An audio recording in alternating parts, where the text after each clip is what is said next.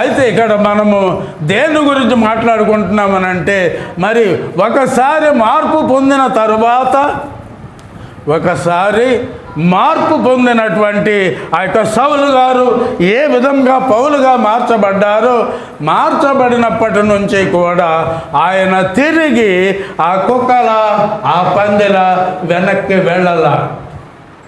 ఆ కుక్కల ఆ పందిల అని ఎవరు రాశారు? పేతురు గారు రాశారు. పేతురు రాసిన 2వ పత్రిక 2వ అధ్యాయం 22వ వచనంలో మనం ఆ మాట చూసాం. అయితే పేతురు గారు ఆ విధముగా ఎందుకు వ్రాయవలసి వచ్చినది? పేతురు గారు ఆ విధముగా ఏ విధముగా అనేటువంటిది ఒకసారి మరలా 2వ అధ్యాయము 22వ వచనమును మనము చూస్తే, కుక్క తన వాంతికి తిరిగినట్లు కడగబడిన పంది బురదలో దొల్లునట్లు. కుక్క ఏం చేస్తుంది? తన వాంతి మళ్ళా తిరిగి అదే తింటుంది. అట్లానే మరి పంది అది ఎక్కడ ఉంటుంది? బురదలో ఉంటుంది. మరి దాన్ని చక్కగా కడిగి మరి సింహాసనం మీద కూర్చోబెడితే ఒకవేళ బురద కనపడితే మళ్ళీ ఎక్కడికి వెళ్ళిపోద్ది? ఇది ఎందుకు వ్రాయవలసి వచ్చినది? పేతురు గారు మాత్రమే ఈ ఒక్క మాట రాశారు. ఎందుకు వ్రాయవలసి వచ్చినది అనేటువంటిది యోహాను సువార్త ఆఖరి అధ్యాయములో ఆ మాట మనకు ఉంటుంది. 21వ అధ్యాయంలో చూడండి, 2వ వచనము. సీమోను పేతురును, దిదుమ అనబడిన తోమాయు, గలిలయలోని కానాను ఊరివాడగు నతనయేలును, జబదయి కుమారులను, ఆయన శిష్యుల్లో మరి 2 కూడి ఉండేది. వీళ్ళు మొత్తం 7. క్రీస్తు యేసు ప్రభుల వారు మరి శిలువ మీద మరణం పొంది పునరుత్థానమై మహిమా శరీరుడై ఆయన మరి పరలోక రాజ్యానికి వెళ్ళిపోయినారు. మేఘారూఢుడై వెళ్ళిపోయినారు. ఏ విధంగా వెళ్ళారో ఆ విధంగా వస్తానని ఆయన చెప్పి వెళ్ళినటువంటి ఆయన. అయితే ఇప్పటి వరకు వీరికి తిండికి లోటు లేదు. ఎవరికి? శిష్యులకు లోటు లేదు. అయితే ఆయన ఎప్పుడైతే వెళ్ళారో ఇంకా వీళ్ళకి పని లేదు. ఈ 7 జాలర్లు, ఈ మొట్టమొదటి పేరే సీమోను పేతురు. ఈ 7 ఎవరండి? వీళ్ళు జాలర్లు అంటే చేపలు పట్టుకునే వాళ్ళకి వీళ్ళకి జీవనాధారం లేదు. అక్కడ వదిలేశారు. వాళ్ళ వలలు వదిలేసినట్లుగా మత్తయి సువార్త, లోక సువార్తలు కూడా మనకు కనిపిస్తుంది. అయితే మరలా తిరిగి వారికి పని లేదు కనుక వారు మరలా ఎక్కడికి వెళ్ళారు?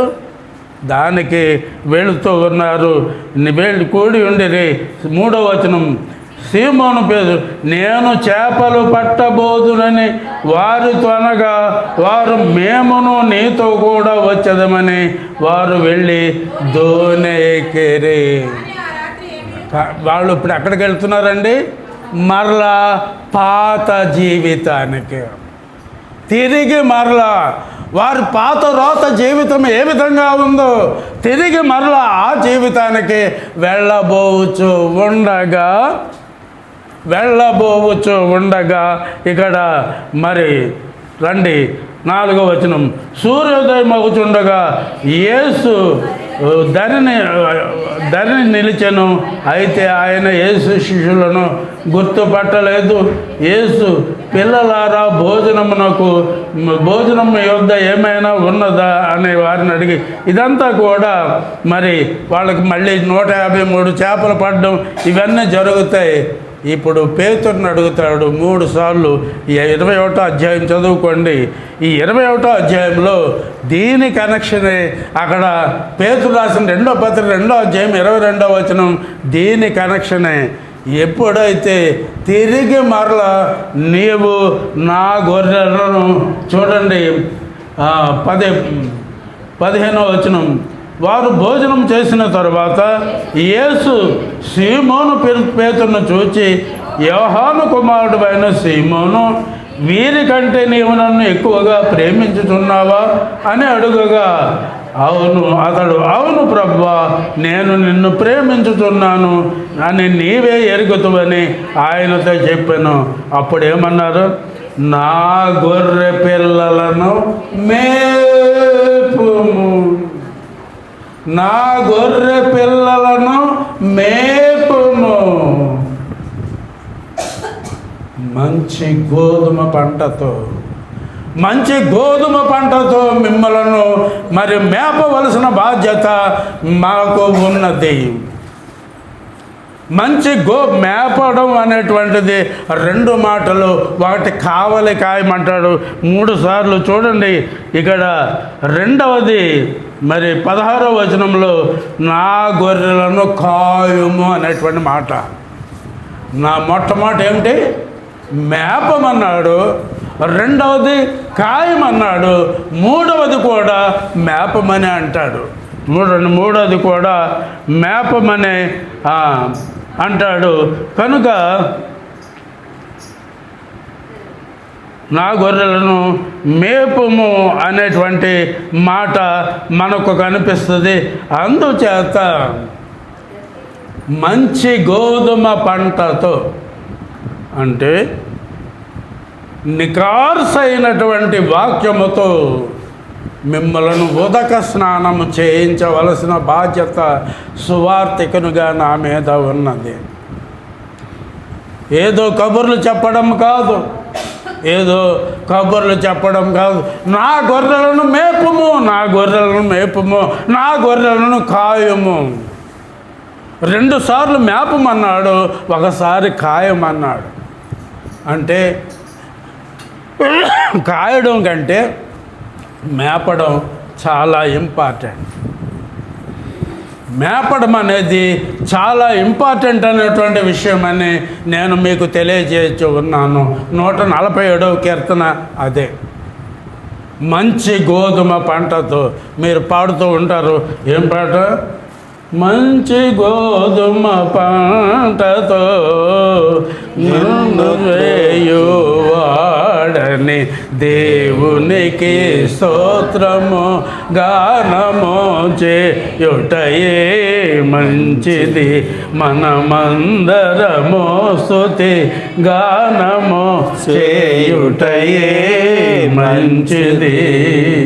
కనుక ఇది మనము ఈ 147వ కీర్తన అదే 147వ కీర్తన అదే.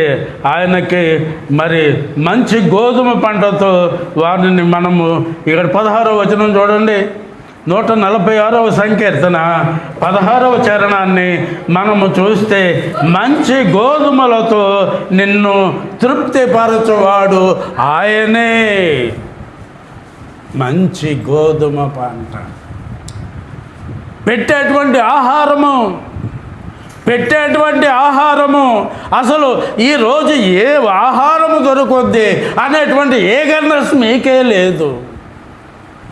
ఎందుచేతనంటే ఈ రోజున మరి సువార్తికుని ద్వారా ఏ మాట వస్తుంది అన్నీ నోట్ చేసుకొని ఇక్కడే మనము చదవడానికి వీలు ఉండదు. కనుక మనము ఇంటికి వెళ్ళి దాన్ని నెమరు వేసుకుందాం అనేటువంటిది మీకే లేనప్పుడు, వేసిన మేత కాళ్ళతో తొక్కుకుంటూ వెళ్ళిపోయే స్థితిలో మీరు ఉన్నారు. మంచి గోధుమలు పెడదామనే ఆశతో వచ్చినా కానీ తినే స్థితి మీకు లేదు. ఎప్పుడూ కూడా ఈ ఆదివారం వచ్చేటప్పుడు సువార్తికుడు మనకు ఏమి చెప్తాడు అని మనకు మనసును ఖాళీ చేసుకొని ఖాళీ పాత్రగా మనం రావాలి. ఖాళీ పాత్రగా మనము వస్తే దానిని మంచి గోధుమల పంటతో మీరు నింపుకొని తిరిగి వెళ్ళి ఏమి చెప్పారు ఇక్కడ అన్నీ మీకు వివరించడానికి వీలు ఉండదు. ఇందాక అందుకే రెఫరెన్సులు చెప్తూ ఉన్నాను. ఏవి ఎక్కడ ఉన్నవో మనకేమీ తెలియదు.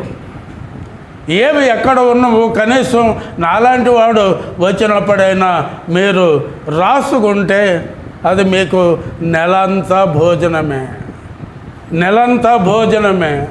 కనుక ఇక్కడ మేపమన్నాడు. క్రీస్తు యేసు ప్రభుల వారు తన ప్రియ శిష్యుడైన సీమోను గారిని, పేతురు గారిని మేపు మేపు అని 2 సార్లు అని ఒకసారి కాయమన్నాడు. కాయడం కంటే, కాపరి పని కంటే మేపడం ఆయన ఇంపార్టెంట్గా మనకు చూపించినారు. కనుక మేపడం, సంఘము నీ చేతికి వచ్చినప్పుడు, నిన్ను నమ్మి సంఘాన్ని నీ చేతికి ఇచ్చినప్పుడు నీవేం చేయాలని అంటే మంచి గోధుమ పంటతో బిడ్డలను తృప్తిపరచాలి. అసలు ఆకలి మీకు ఉండాలి. నాకు ఆకలి అవుతుంది, నాకు అన్నం ఎక్కడ ఉందో వెతుక్కుంటూ వెళ్తాను. ఆకలే లేనప్పుడు అది మనకు ఆకలి ఉందా లేదా అనేది మీ ముఖాలే నాకు చెప్పేస్తాయి. ఎందుకు వచ్చిన కర్మరా బాబు అనేటువంటి ముఖాలు చాలా కనపడుతూ ఉంటాయి, చాలా ముఖాలు కనిపిస్తూ ఉంటాయి. ఆ విధంగా అయితే ఇంటి దగ్గర హాయిగా ఉండి ఆ టీవీలో బోవులో చూసుకోవచ్చు. ఆ ఆలయానికి రావాల్సిన పని లేదు. ఆలయంలో ఏముంటుంది? ఆలయంలో ఏముంటుంది? సంతోషం ఉంటుంది, వాక్యం ఉంటుంది, ఎన్నెన్నో నూతన పరిచయాలు ఉంటాయి. నూతన వాక్యాలతో మనము నింపబడుతూ ఉంటాం. చివరిగా మనము మరి కానుకలు వేస్తాం. కానుకలు మనము బయట వేయలేము కదా. కానుకలు బయట వేస్తామా? దేనికి మీరు అనరు. మీకు అర్థమైందో లేదో ఈ మధ్య ఒక పాస్టర్ నాతో అన్నాడు, అయ్యగారు మీరు మా వాళ్ళని క్వశ్చన్ వేయొద్దు. వాడు చాలా చదువుకున్నవాడే, కొన్ని మూర్ఖుడు ఆలరానుడు కాదు, పెద్ద చదువులు చదువుకున్నవాడే. మా సంఘాన్ని మీరు ప్రశ్నించవద్దు, మంచిది. రెండవది, వారికి అర్థమయ్యేటట్టు అసలు చెప్పవద్దు. ఇంకెందుకండి? నువ్వేదో నాటకాలు ఆడుతున్నావు, మంచిదే. మరి నాలంటూ పిలిపించుకోవడం ఎందుకు వాక్యం అర్థం కాకపోతే ఇంకెందుకు? అలాగే కాకుండా ఇంకోటి కొత్త మాట అన్నాడు. నేను రోజు 2 అధ్యాయాలు పంపిస్తూ ఉంటాను. చాలామందికి రోజు 2 అధ్యాయాలు వస్తూ ఉంటాయి. రోజుకు 2 అధ్యాయాలు కొన్ని వేల మంది చేత బైబిల్ చదివిస్తూ ఉంటాను. వారు వెంటనే నాకు జవాబులు పంపిస్తూ ఉంటారు. ఆ 2 అధ్యాయాలు చదివి దానిలో 2 ప్రశ్నలు అడుగుతాను. ఆ 2 ప్రశ్నలకు సమాధానాలు పంపిస్తూ ఉంటారు. నాకు పంపిస్తాడమ్మా, సంఘంతో ఈ పాస్టర్ అన్నవాడు అన్న మాట నాకు పంపిస్తాడు. నాకు పంపిస్తే ఆ పక్కన పారేస్తాం. ఇంత దౌర్భాగ్యమైనటువంటి మాట. నీవా నడిపించేది? నీవా గోధుమ పంట, మంచి గోధుమ పంటతో నీకు అప్పచెప్పినటువంటి ఆ సంఘాన్ని నడిపించేది? క్రితం వారం వాడి ముఖం మీదే ఈ వాక్యాలన్నీ చెప్పాను. యెహెజ్కేలు గ్రంథం 17వ అధ్యాయం, యెహెజ్కేలు గ్రంథం 17వ అధ్యాయము వాక్యము, 2 అంచులు గల వాడిగల ఖడ్గము, 2 అంచులు గల వాడిగల ఖడ్గము. ఆ ఖడ్గం ఏం చేస్తుంది అంటే, నీవు దానిని విసర్జిస్తే నిన్ను పట్టుకుంటుందా? ఏమ్మా, మనం వదిలేస్తాం చదువు. మనం వదిలేస్తే మనం చదువు వచ్చి పట్టుకుంటుందా? దాన్ని మనము వెంటాడాలి, అంతే కదండి. ఆ చదువు కూడా మరి అరే పక్కన పడేయడమే. ఇది పాస్టర్లు. మరి ఎందుకు వీళ్ళకి సంఘం అప్పచెప్పింది? ఎందుకండి? పేతురు గారిని అంత కష్టపడి, నాయనా నీవు అక్కడికి వెళ్ళవద్దు, నా సంఘాన్ని మేపు, నా గొర్రెలను మేపు అంటూ ఉన్నారు. కనుక ఎలా ఉన్నది అని అంటే వారు చెప్పరు, చెప్పేవారిని చెప్పనివారు. మత్తయి సువార్త 23వ అధ్యాయము 2-3 వచనాల్లో ఆ మాటలు ఉంటవి. శాస్త్రుల పైసల గురించి ఆ మాటలు ఒక అధ్యాయం అంతా వ్రాయబడి ఉన్నది. వారు చెప్పరు, చెప్పేవారిని చెప్పనివ్వరు. ఇది వాళ్ళ పరిస్థితి. రండి, మరి ఇక్కడ మనము మారు మనస్సు అనేటువంటి మాటల గురించి మనం నేర్చుకుంటూ ఉన్నాము. నెహెమ్యా గ్రంథము 9వ అధ్యాయము, నెహెమ్యా గ్రంథము 9వ అధ్యాయము ఆ యొక్క 35వ వచనాన్ని మనము చూస్తే, వారు తమ రాజ్య పరిపాలన కాలమందు నీవు తన ఎడల చూపిన గొప్ప ఉపకారములను తలంచక నీవు వారికిచ్చిన విస్తారమగు ఫలవంతమైన భూమిని అనుభవించి ఉండియు నిన్ను సేవింపకపోయిరి. తమ చెడు నడతలు విడిచి మారు మనస్సు పొందరైరి. మారు మనస్సు అనేటువంటి పదాలు మీకు చూపిస్తూ ఉన్నాను. మత్తయి సువార్త 3వ అధ్యాయము. క్రీస్తు యేసు ప్రభుల వారే ఆయన స్వయంగా ప్రకటించినటువంటి ప్రకటనలు. మత్తయి సువార్త 3వ అధ్యాయము ఆ యొక్క 2వ వచనాన్ని మనము చూస్తే, పరలోక రాజ్యము సమీపించి ఉన్నది, మారు మనసు పొందుడని యోదయ అరణ్యములో ప్రకటించుచుండెను. అలాగే 7వ వచనం కూడా చూడదల్లి. 7 అబ్రహాము మాకు తండ్రి అని. 7వ అతడు పరిసయ్యులతోనూ సద్దూకయ్యులతోనూ అనేకులు బాప్తిస్మం పొందుటకు చూచి, సర్ప సంతానమా రాబో ఉగ్రతను తప్పించుకున్నటకు మీకు బుద్ధి చెప్పిన వాడెవడు? మారు మనసుకు తగిన ఫలము ఫలించుడి. ఇక్కడ సర్ప సంతానం అంటూ ఉన్నాడు. సర్ప సంతానం ఎవరండి? సర్ప సంతానము, సర్పం అంటే అపవాది. ఆ సంతానం ఎవరంటే మనమే, ఇంకెవరో కాదు. యోహాను సువార్త 8వ అధ్యాయము 44వ వచనము ఆ మాట ఉన్నది. మనం ఎవరి సంతానం అంటే అపవాది సంతానం. లేచి నిలబడి మరి ఒక్క నిజం చెప్తే ఒట్టు తలకాయ వేరు ముక్కలు అయిపోద్దంట. ఒక్క నిజం మాట్లాడితే మన పరిస్థితి ఎలా ఉంటుందంటే మన పరిస్థితి అలా ఉంటుంది. కనుక నిజం అనేది మన జన్మలో రాదు. ఇప్పుడు 8:44 అదే, ఆ 8:44 అదే సర్ప సంతానం అంటే అదే. 11వ వచనం చూడు తల్లి. మారు మనసు నిమిత్తము నేను నీళ్లలో మీకు బాప్తిస్మం ఇచ్చుచున్నాను. మత్తయి సువార్త 3వ అధ్యాయము 11వ వచనం నేను చదివాను. అట్లనే 11వ అధ్యాయము మత్తయి సువార్త 11వ అధ్యాయము 20 చదవమ్మా. పిమ్మట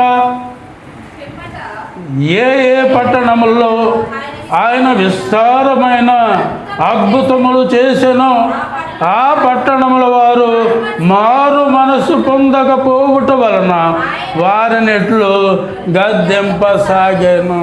మారు మనసు. ఎందుకు మారు మనస్సు అనేది ఎన్నో చెప్పాను. ఇవి ఎవరికో చెప్తే ఎవరికి చెప్పాడు అన్నాడు చూడండి. 31, 21. అయ్యో కొరిజానా, అయ్యో బేత్సైదా, మీ మధ్యను చేయబడిన అద్భుతములు తూరు సీదోను పట్టణములో చేయబడిన ఎడల ఆ పట్టణం వారు పూర్వమే గోనె పట్ట కొట్టుకొని బూడిద వేసుకొని మారు మనసు పొంది ఉందురు. అంతకంటే భ్రష్టత్వం అన్నమాట. మనం అంతకంటే భ్రష్టులము. మారు మనసు సంవత్సరాల తరబడి మరి వాక్యము వింటూనే ఉన్నాం. మనలో వాక్య ఫలం ఏది? మనలో వాక్య ఫలం ఏది? మనలో ఎంతమంది క్రీస్తుని చూపించుకోగలుగుతూ ఉన్నాము? ఒక చెంప కొడితే రెండవ చెంప చూపించేవారు ఎవరు? That is the Christianity. That is the Christianity. 22వ వచనం కూడా చదివేసామా? విమర్శ దినమున మీ గతి కంటే సీదోను పట్టణముల వారి గతి ఓర్వదగినదై ఉండవునని మీతో చెప్పుచున్నాను. ఇదంతా కూడా మరి రిపెంటెన్స్ గురించి మనకు వ్రాయబడి ఉన్నది. తరువాత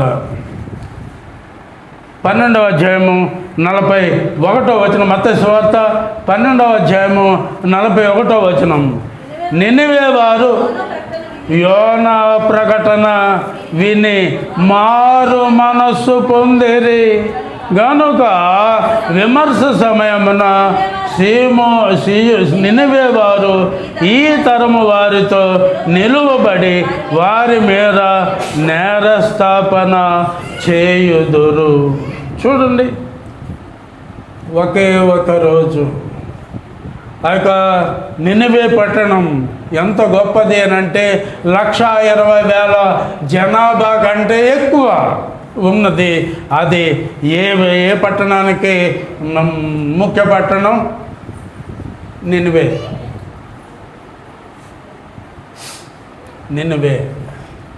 నినివేకి వెళ్ళమంటే యోనా గారు ఎక్కడికి వెళ్ళారు? తర్షీషుకి వెళ్ళారు. ఇప్పుడు నినివే పట్టణం ఎంత పెద్దది అని అంటే ఆ రోజుల్లోనే 1,20,000 కంటే ఎక్కువ జనాభా ఉన్నటువంటి పట్టణం.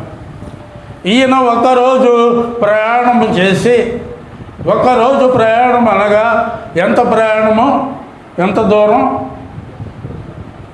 ఒక యవనస్తుడు బయలుదేరి ప్రయాణం చేస్తే 20 మైళ్ళు ప్రయాణం చేయగలడు. ఒక యవనస్తుడు ఉదయం బయలుదేరి సాయంత్రం వరకు ప్రయాణం చేస్తే దిన ప్రయాణం ఎంత అంటే 20 మైళ్ళు. అంత ప్రయాణం 3 దినాల ప్రయాణం అంటే మరి అది 60 రోజులు 60 మైళ్ళ కైవారం కలిగినటువంటిది ఆ నినివే పట్టణం. అది దేని రాజధాని అంటే బబులోను రాజధాని. అది దేని రాజధాని? బబులోను రాజధాని. బబులోను అంటే ఏంటి? బబులోను ఎక్కడుంది? ఉందా? ఏమా ఉంది. Very good. పిఓ గారు చెప్పేశారు. అది ఇప్పటి ఇరాక్, దక్షిణ ఇరాక్, ఉత్తర ఇరాక్ని అషూర్ అంటారు. ఉత్తర ఇరాక్ని అషూర్ అంటారు, దక్షిణ ఇరాక్ని బబులోన్ అంటారు. ఆ బబులోను సామ్రాజ్యానికి ముఖ్య పట్టణం ఈ నినివే. అర్థమైందా? ఆ బబులోను పట్టణానికి ముఖ్య పట్టణం ఈ నినివే. ఈ నినివే పట్టణంలో ఆయన యోనా గారు ప్రకటన చేస్తూ వెళితే వాళ్ళు ఒకరోజు సువార్త ఎంతకాలం అండి? సంవత్సరాల తరబడి చేయాల. ఒకే ఒకరోజు సువార్త విన్నారు, 3వ వంతు విన్నారు. మిగిలిన వారంతా మరి నినివే పట్టణం అంతా మారు మనస్సు పొందినారు. మిగిలిన వారంతా ఏమయ్యారండి? మారు మనసు పొందారు. కనుక వారు ఈ దినాన వారు మారు మనసు పొందారు కనుక మనకు ఏం చేయగలిగారు? మనకి బోధ చేసే స్థితిలోకి మరి నినివే పట్టణం వారు వచ్చారు. అట్లనే మార్కు సువార్త 1వ అధ్యాయం, మార్కు సువార్త 1వ అధ్యాయము 4వ వచనం కూడా ఇదే మాట మనకు కనిపిస్తుంది. ఈ 3 సువార్తలలో మత్తయి, మార్కు, లూకా ఈ 3 సువార్తలు సినాప్టిక్ గాస్పెల్ అంటారు. అందులో ఉండేదే ఇందులో ఉంటుంది, ఇందులో ఉండేదే అందులోనూ ఉంటుంది. మొత్తం 3 సువార్తల్లో ఉంటుంది కొద్ది గొప్ప మార్పులతో. 4వ వచనం ఏముంది? మార్కు సువార్త 1వ అధ్యాయము 4వ వచనంలో ఏముందండి? బాప్తిస్మమిచ్చి యోహాను అరణ్యములో ఉండి పాప క్షమాపణ నిమిత్తము మారు మనస్సు విషయమైన బాప్తిస్మము ప్రకటించుచు వచ్చాను. మనకి బాప్తిస్మము అంటే కాల్లో తీసుకెళ్ళి మొలవడం కాదు, చిలకరింపు కాదు, అది నీ ఒంటి మురికిపోద్ది. ఇప్పుడు స్నానం చేసి వచ్చాం కదా, అందరం స్నానం చేయకుండా ఎవరైనా వచ్చారా? అందరం స్నానం చేసే వచ్చి ఉంటాం. మన పక్కన కూర్చున్నారంటే మనకి వాసన రావట్లేదు కనుక మనం స్నానం చేసినట్టు లెక్క. ఇప్పుడు స్నానం చేస్తాం, కాల్లోకి వెళ్ళి మునిగాం, లేదా నెత్తి మీద చిలకరింపు జరిగింది, దానివల్ల పోయింది ఏమిటి? మనకేం పోయింది? మురికి పోయింది. కాసేపటి మళ్ళీ వాసనే, మళ్ళీ శరీరం వాసనే. అది కాదు కావలసినది. Mental repentance required. మన మనస్సుకు బాప్తిస్మం కావాలి, మన మనసుకు బాప్తిస్మం కావాలి. అది ఇక్కడ చెప్పేటువంటి బాప్తిస్మము. కనుక ఇక్కడ మనము మారు మనస్సు, ఈ మారు మనస్సు లేకుండా మరి ఎవరు కూడా పరలోక రాజ్యాన్ని స్వతంత్రించుకొనలేరు. ఆఖరికి ఒక మాట చెప్పి మీకు ముగిస్తాను. మత్తయి సువార్త 22వ అధ్యాయము, మత్తయి సువార్త 22వ అధ్యాయము ఆ యొక్క 14వ వచనాన్ని కూడా మనము చూస్తే, కాగా పిలువబడిన వారు అనేకులు, ఏర్పరచబడిన వారు కొందరే. ఎందరో పిలువబడ్డారు, మనమంతా పిలువబడ్డాం. రేపు ఒకవేళ ఇప్పుడే దేవుని సమీపమైతే ఎంతమంది ఎత్తబడతాం, ఎంతమంది ఉండిపోతాం. Choice is yours. ఎంతో కాలంగా వాక్యము వింటూ ఉన్నారు. ఈ వాక్యము మీలో ఫలించాలని అట్లీస్ట్ వాక్యం వినండి. వాక్యము వినండి. ఒక్క మాట అయినా మిమ్మల్ని పట్టుకొని తీరుతుంది. దాని గురించి నశించు దానిని వెదకి రక్షించడానికి ఆయన ఈ లోకానికి వచ్చారు.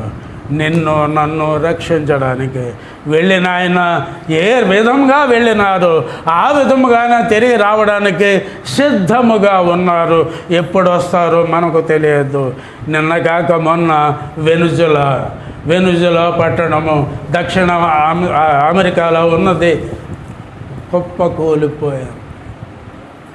కుప్పకూలిపోయింది. వందల వేల మరి అంతస్తుల బిల్డింగులు కూడా పేక మేడల్లా కూలిపోయినాయి.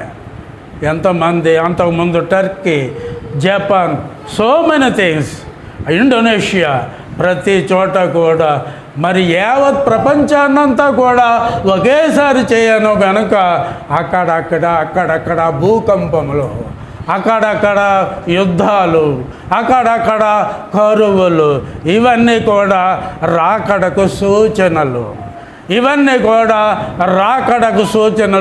ఎప్పుడు వస్తుందో మనకు తెలియదు. మనకు రండి ఆ యొక్క అపోస్తల కార్యంలో ఒక్క మాట, మనకు సిగ్నిఫికెన్స్ కావాలి. సిగ్నిఫికెన్స్ అంటే గుర్తింపు.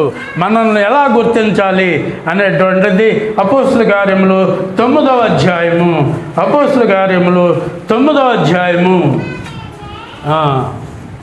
ఇక్కడ 11వ వచనం చదువుతా, ఆఖరి మాట. అందుకు ప్రభు, నీవు లేచి తిన్నని దనబడిన వీధికి వెళ్ళి యోధా అనువాని ఎంట తార్సువాడైన సౌలు అనువాని కొరకు విచారించము. ఇదిగో అతడు ఏం చేస్తున్నాడు? టీవీ చూస్తున్నాడా? ముసలం ముచ్చట్లు ఆడుతున్నాడా? ఏం చేస్తున్నాడమ్మా? ప్రార్థన చేయుచున్నాడు. That is the significance. That is the significance. మనము దొరికిన సమయంలో ఎంతకాలం ఎంతసేపు ఆయనతో ఉంటూ ఉన్నాం. మనకు ఇచ్చినటువంటి సమయము ఎంతసేపు ఆయనతో గడుపుతూ ఉన్నాం. That is the significance. ఇక్కడ సౌలు గారు 3 దినాలు గురుడ్డివాడై ఏమి చేయుచున్నాడంటే ప్రార్థన చేయుచున్నాడు. చేసినటువంటి ఆ యొక్క పాపాలన్నీ ఒప్పుకుంటూ ఉన్నాడు. చేసినటువంటి ఆ పాపాలన్నీ ఒప్పుకుంటూ ఉన్నాడు.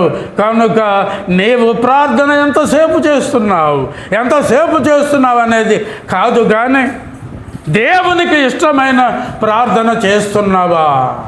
దేవునికి ఇష్టమైన ప్రార్థన చేస్తూ ఉన్నావా? ఎంతసేపు అది కావాలి, ఇది కావాలి, ఇది కాదు. నీకేమి కావాలో ఆయనకు తెలుసు. మొట్టమొదట ఆయన నీతిని, ఆయన రాజ్యాన్ని వెతకండి. దేవుడు తన పరిశుద్ధ వాక్యమును దీవించి ఆశీర్వదించునుగాక. చిన్న ప్రార్థన చేసి ముగిస్తాను. మహాగణుడు అయిన మా ప్రియ పరలోకపు తండ్రి, మీ ఘన నామమునకు వేలాది స్తుతులు స్తోత్రములు. నాయన ఇది నా రియల్ రిపెంటెన్స్ గురించి, మారు మనసు గురించి, మరి దావీదు గారు మారు మనసు పొందినారు, తిరిగి అటు చూడలేదు. పౌలు గారు మారు మనసు పొందినారు, తిరిగి అటు చూడలేదు. అట్లానే తప్పిపోయిన కుమారుడు మారు మనసు పొందినాడు, తిరిగి ఆ దుర్వ్యాపారమునకు వెళ్ళలేదు. ఆ విధముగా ఆయన పేతురు రాసిన 2వ పత్రిక 2వ అధ్యాయము 22వ వచనంలో చెప్పిన ప్రకారముగా మేము మారు మనసు పొందుటకు మీ కృపను చూపించండి అయ్యా. మీరు నాకు ఇచ్చిన తలాంతు ప్రకారము వాక్యము విత్తి ఉన్నాను. విత్తబడినటువంటి ఆ యొక్క వాక్యమునకు నీరు కట్టి ఫలింపజేయండి. అపవాది ఎత్తుకొని పోకుండా దానికి కంచె వేసి ఖాయమని ఈ చిన్న ప్రార్థన మీ పాద సన్నిధికి చేర్చుకొనమని త్వరలో మా కొరకై రానే ఉన్నటువంటి యేసయ్య అతి శ్రేష్టమైన నామమున అడిగి పొందుకొంటున్నాం మా ప్రియ పరలోకపు తండ్రి. ఆమేన్. అందరికీ వందనాలు.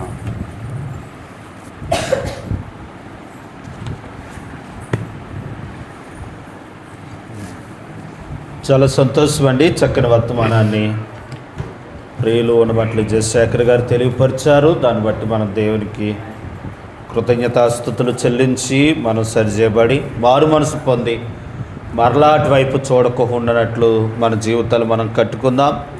అటు రీతిగా దేవుడు మనకు సహాయం దయచేయను గాక.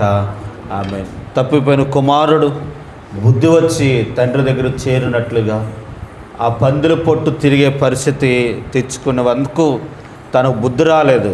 తన ఆస్తి అంతా పోగొట్టుకున్నాడు. తన తండ్రి ఇంటికాడ ఎంతో సమృద్ధి ఉంది, కానీ పందుల పొట్టు తినవలసిన పరిస్థితి ఎందుకు వచ్చిందంటే మారు మనసు పొందక. కాబట్టి మనం ఆ పరిస్థితి రాకుండానట్లు మారు మనసు పొంది ప్రభు తట్టు తిరుగుదాం. దేవుడు మనకు సహాయం దయచేస్తారు. అట్టి కృప దేవుడు మనకు అనుగ్రహించును గాక. ఆమేన్. మనం ముగించుకుందామండి. ప్రియులారా, శుక్రవారం ప్రార్థన కూడిక ఉంటుంది. శుక్రవారం సాయంత్రము 7:30కు జరుగుతుంది. సిద్ధపడి రావాలని మనం చేస్తూ ఉన్నాం. చాలామంది వస్తున్నారు. మిగిలిన ఉన్నవారు కూడా, యవనస్తులు కూడా రండి, కాసేపు ప్రార్థన చేద్దాం. అట్లుదిగానే 7 స్త్రీలు అమ్మ, ఈ వారంలో నేను చాలా రోజుల నుంచి చెప్తున్నానండి. 7 గతసారి 7 స్త్రీలు ప్రార్థన చేయాలి, వారు మరలా పుంజుకోవాలని తెలియపరిచిన రీతిగా గతసారి నేను మీకు మీకు 7 స్త్రీలను పెట్టామండి. వారిని మళ్ళీ ఉద్యోగపరిచి ఎవరికైనా సమస్యలు ఉంటే వారి కొరకు ప్రార్థించడానికి 7 నియమించాము. కాబట్టి వారే మరలా బలం పుంజుకొని ప్రార్థించాలని కోరుతున్నాం. అంజలి గారి ఇంటికాడ ఈ కూడిక. మరి ఒక విషయాన్ని గమనించాలి. గొప్ప అని కాదు, కానీ వారు గొప్ప వాళ్ళని కాదు, కానీ వయసును బట్టి పెద్దవాళ్ళ ముందెట్టాం, తర్వాత చిన్నపిల్లల కింద పెట్టాం. కాబట్టి ఆ విధంగా మీరు అర్థం చేసుకోవాలి. మొదటిది అంజలి గారు, అతిథి గారు ఇంద్ర గారు, సాది సునీత గారు, నేలపూడి శ్యామల గారు, దుండి సువర్ణ గారు ఉన్నారా, సువర్ణ గారు, ఏము కోమలి గారు, లంకపల్లి సుధా గారు, ఈ 7 ఎక్కడ ప్రార్థన జరిగినా మీరు వచ్చి వారి కొరకు ప్రార్థించాలని కోరుతా ఉన్నాను. రేపు ఏ రోజమ్మా అంజలి గారు? శుక్రవారం సాయంకాలమా? జాబ్కి వెళ్తారు. అవును, పగలవుతావును సాయంకాలం. ఓ పని చేయండి, శుక్రవారం మందిరంలో కలుద్దాము. మీరు ఇంకో రోజు ఏర్పాటు చేసుకోవచ్చు కదా, బుధవారం కానీ లక్షవారం కానీ అలా. అమ్మా శుక్రవారము సంఘమంతటికి ప్రార్థన కూడిక ఉంటుందండి, మామూలుగా జరిగిపోద్ది. బుధవారం రాత్రికి మీ ఇంటికాడ పెట్టుకోండి అమ్మ. 7 స్త్రీలు వస్తారు అమ్మ, వారు చేస్తారు కనుక నేను ఉన్నా లేకపోయినా అమ్మగారు వస్తారు, మీతో కలిసి 7 కలిసి ప్రార్థించారు. ఇదివరకు రాసినాయండి.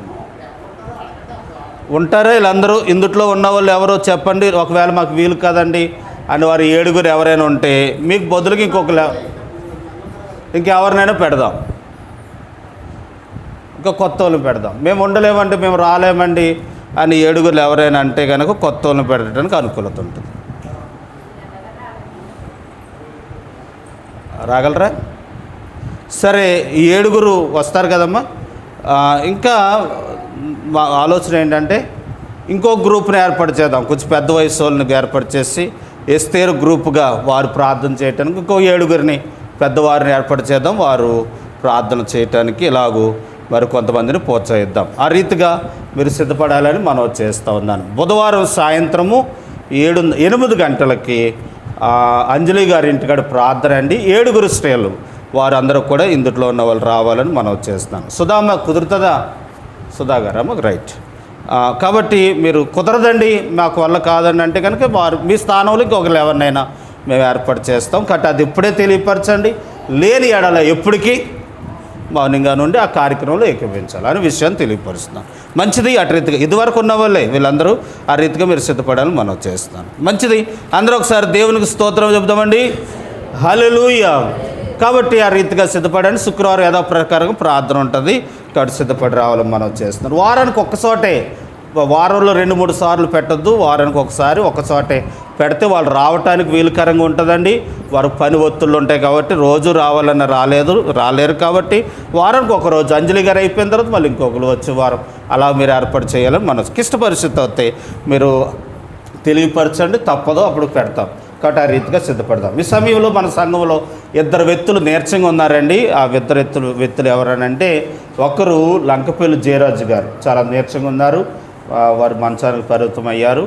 కాబట్టి వారి కొరకు ప్రార్థన చేద్దాం. ఇంకోటి దెబోరా గారు, ధనవంతి గారు నీరసంగా ఉన్నారు. బైబిల్ ఏం చెప్తున్నానంటే ఎవరు చనిపోవాలని కోరకూడదు, వారు బతకాలనే కోరుకోవాలి. కానీ దేవుని చిత్తం ఏమై ఉందో దేవుడు వారి పట్ల నెరవేర్చే వరకు వారి కొరకు ఆరోగ్యం దయచేయని ఆయన అని మనం ఏం చేయాలండి?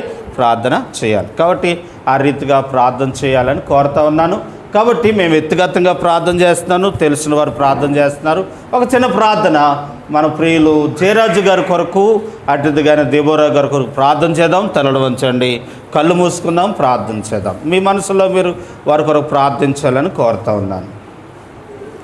ప్రేమ నమ్మకం కలిగిన మా దేవ, పరిశుద్ధుడైన మా తండ్రి, కృప కలిగిన మా ప్రభువా, మీకు స్తోత్రాలు స్తుతులు చెల్లించుకుంటూ ఉన్నాం.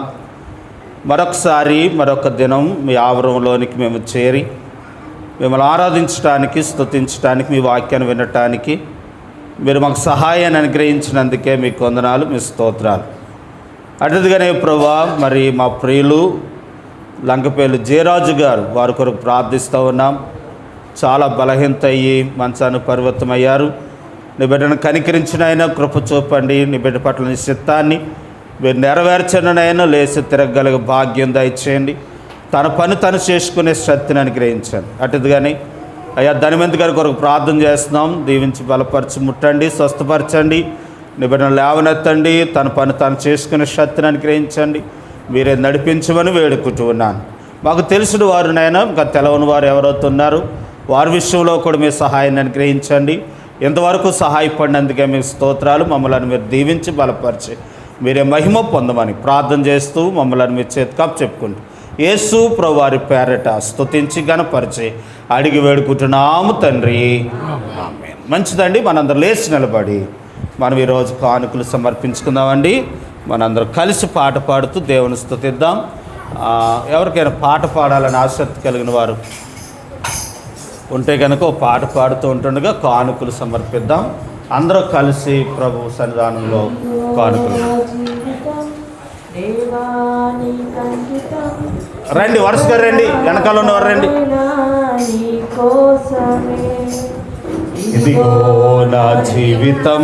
అందరూ నిల్చొని పాట పాడుతూ మరి కానుకలు అయ్యే వరకు నిలబడి కానుకలు సమర్పిద్దాం. ఈ విషయాల్లో ఎక్కిమించడం మనం చేస్తాం. నాకున్నది నీ ఒక్కడివే, బ్రతికేందుకు నీ ప్రేమ చాలయ్యా.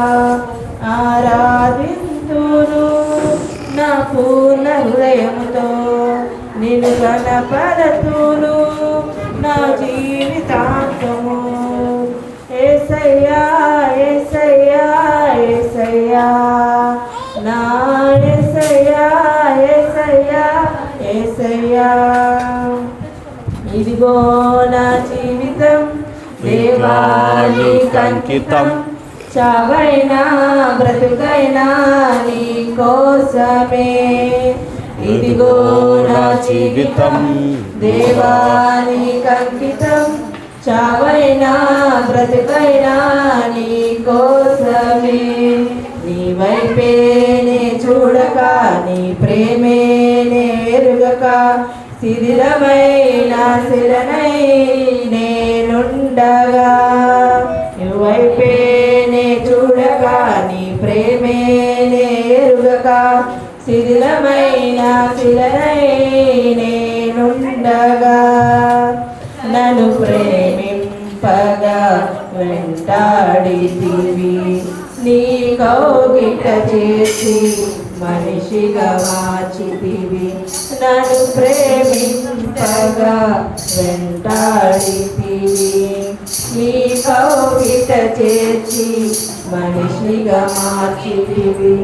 ఎన్నాళ్ళుగా నాపై వేసినావు, ఎందుకని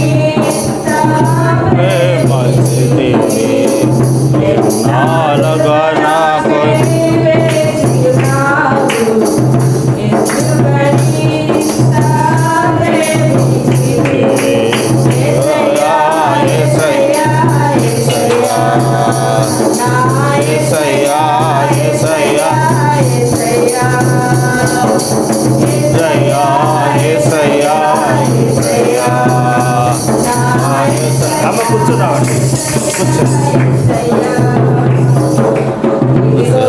నా జీవితం అంకితం.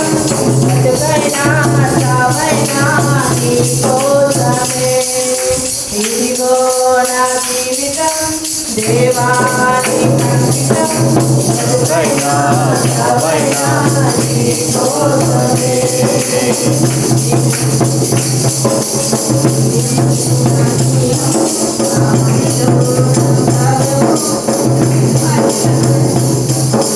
నీవేదైనా దివ్యమైన స్నేహము, నా మదిలోని కావ్యము, కలవరించు కర్మము.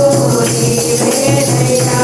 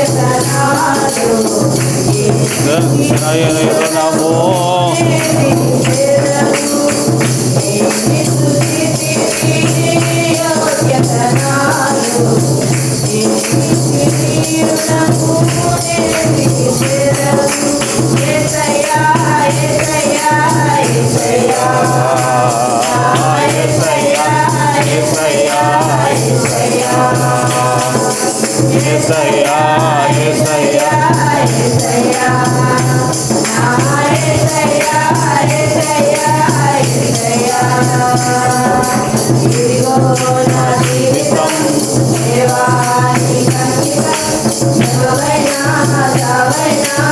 నీ కోసమే ఇదిగో నా జీవితం దేవా నీ సంచితం ఎవరైనా సావైనా నీ కోసమే. నా పుట్టినది నీ భక్తుడే నే బ్రతికేందుకు నీ ప్రేమ చాలయ్యా ఎందరో నాకు నచ్చయముతో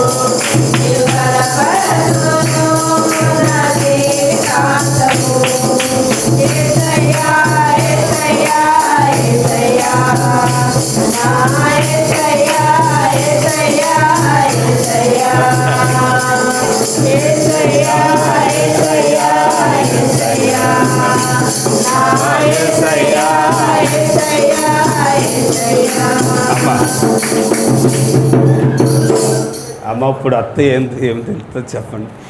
మంచిది. అందరూ కాదండి,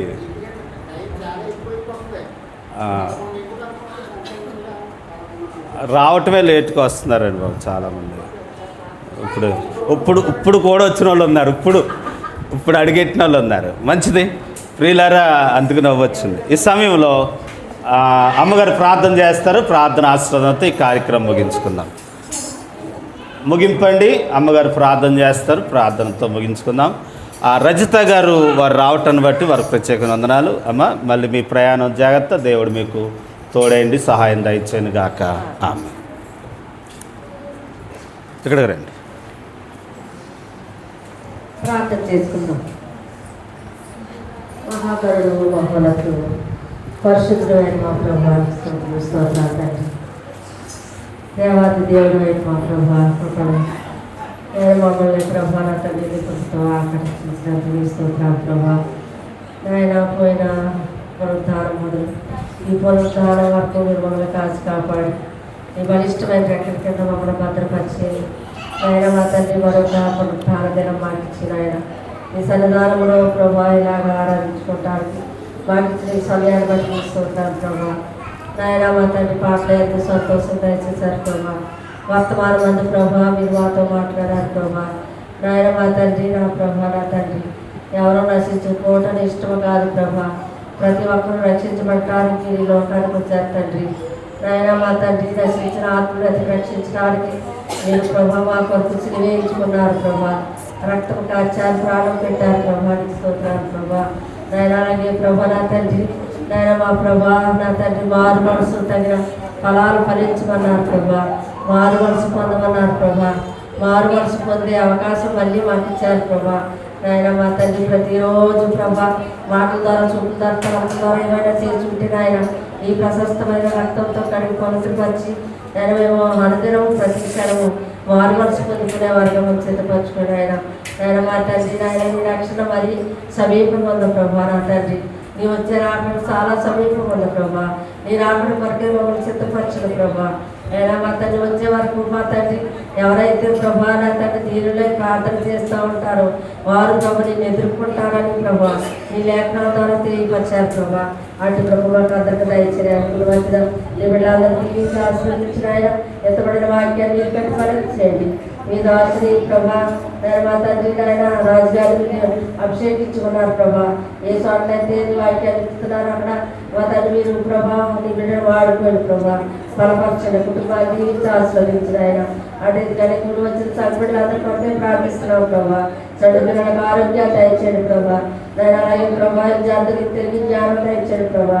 స్కూల్కి వెళ్తున్నప్పుడు వచ్చినప్పుడు గొప్పతనం దయచేయండి తండ్రి. నేను అలాగే ప్రభు విడిచిన వారికి మీకు తోడుగా ఉన్నాయన. వివాహాలు కొరకు ఎదురు చూస్తున్న వారికి వివాహాలు సహాయం చేయాలి. ఉద్యోగాలు కొరకు ఎదురు చూస్తున్న బిడ్డలకు ఉద్యోగాలు దయచేయండి ఆయన. దూర ప్రదేశాలు ఉద్యోగాలు చేసుకున్న బిడ్డలను కాచి కాపాడండి ప్రభా. నేను మా తండ్రి విదేశాలు నేను మాత్రం కష్టపడుతున్న బిడ్డలకు తోడుగా ఉంది తండ్రి. నేను గొప్ప కార్యాలు చేయండి ప్రభా. అలాగే తండ్రి నేను ఇక్కడ ఉన్న ప్రతి వారిని కుటుంబ సభ్యులుగా వారందరూ జీవించి ఆస్వాదించాయన మా తండ్రి. అలాగే చదువుకున్న బిడ్డలకు తెలివి జ్ఞానం దయచేయండి ఆయన. నేను బిడ్డలు లేని వారికి బిడ్డలు దయచేయండి ప్రభా. గర్భిణీ సెలక్షన్ పైన వారికి దయచేయండి ఆయన. నాయన మా ప్రభా నా తండ్రి వ్యాపారం చేసుకున్న బిడ్డలకు నాయన వ్యాపారంలో ప్రభా లాభం దయచేయండి ప్రభా. అటు రీతిగానే ప్రభా విడిచిన వారికి మీకు తోడైంటాడు ప్రభా నా తండ్రి. మరి మేము కలుసుకున్నంత వరకు నాయన మా తండ్రి సేవాకారం నేను వారికి అనుగ్రహించిన ఆయన సమాచారం మంచిగా ప్రభా నీ బిడ్డలు డ్యూటీకి వెళ్ళి క్షేమంగా వచ్చే వారిని సిద్ధపరచుకోమని అడుగుతున్నాను తండ్రి. ఆయన మరోసారి కూడా వచ్చిన బిడ్డలందరూ దీవించి ఆస్వాదించండి. పార్కులు పెట్టి మీరు చూశారు ఆయన వారికి ఎదరాలు రెండు కాసులు పెట్టి చూశారు ప్రభా. నేను వారి తండ్రిలో తెచ్చి ప్రభు చూశారు ప్రభా. వారి దశభాగాలు ప్రతిష్టార్పణలు నేను కృతజ్ఞత కాలుకులు ప్రభు నా సన్నిధికి తండ్రి అన్నారు ప్రభా. నేను ఎవరు ఒట్టి చేతులతో నా సన్నిధిలో కనపడద్దు అన్నారు ప్రభా. నేను బిడ్డలు తెచ్చిన కాలుకులు దీవించి ఆస్వాదించండి తండ్రి. నేను మా తండ్రి సేవార్థమై వాడబడేటట్టు సహాయం చేయండి. నీ కృపను గ్రహించండి, గొప్ప కార్యం చేయమని మహిమ తెచ్చుకోమని అంత మహిమ ప్రభావాలు మీకు ఆలోచించుకుంటూ మరోసారి వచ్చిన బిడ్డలందరూ మీ చేతికి అప్పగించుకుంటూ మీ దాసులు మీరు వాడుకోండి ప్రభా నా తండ్రి. బలపరచండి, గొప్ప కార్యాలు చేసి మహిమ తెచ్చుకోమని నడిచిన ఈ సమయాన్ని బట్టి మీకు స్తుతులు స్తోత్రాలు చెల్లించుకుంటూ యేసు పరిశుద్ధ నామములో వేడుకొంచున్నాము తండ్రి. ఆమేన్. మన తండ్రి అయిన దేవుని ప్రేమయు కుమారుడైన యేసుక్రీస్తు వారి కృపయు పరిశుద్ధాత్మని ఆ సహవాసము కాపుదల దేవుని ఆశీర్వాదాలు ఇప్పుడు ఎల్లప్పుడూ ప్రభుత్వ వరకు సదాకాలం కూడి వచ్చిన మనందరికీ నిత్యము తోడేయండి. రేపు నుండి వారు చేస్తున్న పనులకు, ఉద్యోగాలకు, తలంపులకు, ఆలోచనలకు అయా కుటుంబాలకు నిత్యము తోడేయండి, కాపాడు దీవించి నడిపింపచేదువు గాక. అండి అందరికి వందనాలు. God bless you. దేవుడు దీవించును గాక.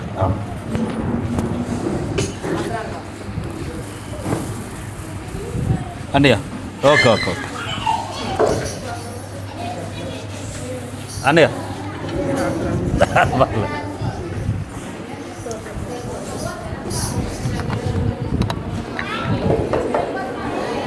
అమ్మా పర్లేదులో వచ్చినప్పుడు కొత్తగా అంటే మీ అందరూ సైజు మళ్ళీ దీంట్లో ముసలోళ్ళు పెట్టాను అనుకో కూర్చొచ్చేసి